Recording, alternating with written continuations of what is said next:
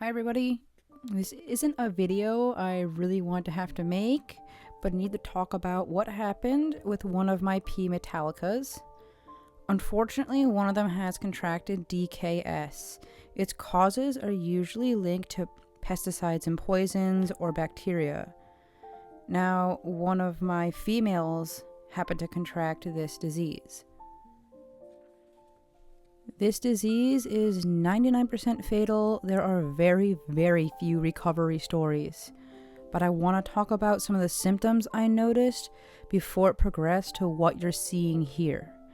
I'm not saying if one of your tarantulas behaves this way, it means it has DKS. These are just the things that I saw before it got this bad.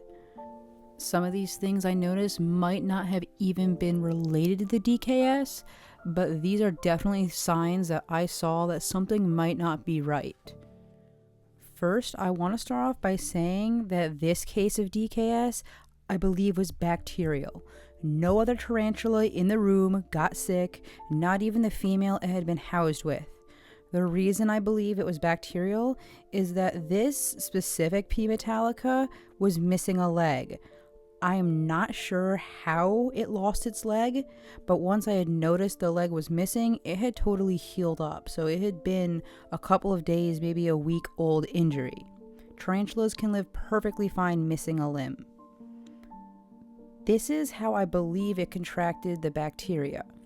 In November, I noticed that this tarantula appeared to be moving weird, almost as if it didn't know how to use its legs in the correct manner in order to walk. It kind of seemed to stumble around, seemed a little disoriented in the enclosure. It eventually stopped eating, but was still moving around. I noticed it also stopped climbing and going on top of the walls and on top of the wood, even though it's an arboreal species. Basically, through all of December, I could not get this tarantula to eat. Meanwhile, the other one just kept eating. I went on vacation for New Year's and decided to separate this tarantula into a different enclosure because of how small it was getting compared to the female it was living with. I didn't want the other female to try to eat it.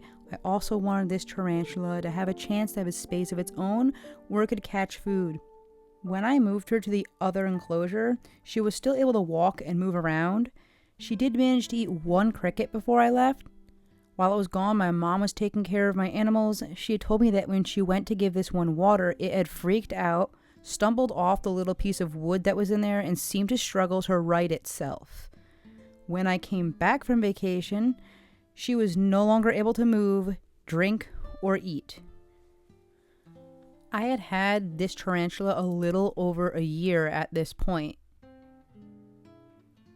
But as you can see, when I put her in this container, she is really struggling to move. She doesn't really have any control of her body. DKS is a neurological disease.